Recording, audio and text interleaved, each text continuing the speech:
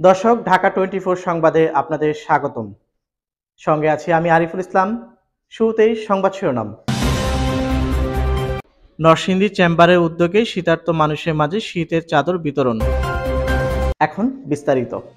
Narsingdi chamber of commerce and ইন্ডাস্ট্রির উদ্যোগে শীতার্ত মানুষের মাঝে শীতের চাদর বিতরণ করা হয়েছে। শুক্রবার বিকেলে চেম্বার ভবনের সামনে এই শীতবস্ত্র বিতরণ করা হয়।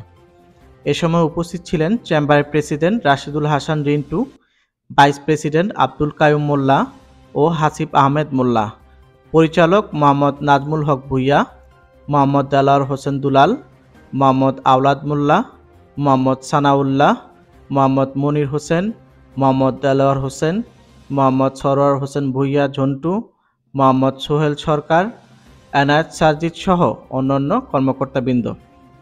চেম্বারের প্রেসিডেন্ট রাশেদুল হাসান রিন্টু বলেন, চেম্বারের পক্ষ থেকে সবসময় শীতার্তদের পাশে দাঁড়ানো হয়। এবার আমরা পর্যায়ক্রমে 1400 শীতের চাদর বিতরণ করেছি।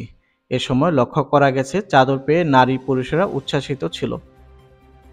দর্শক, এতক্ষণ সঙ্গে থাকার জন্য ধন্যবাদ। লাইক, কমেন্ট, শেয়ার করে ঢাকা 24 এর সাথে সঙ্গেই থাকুন।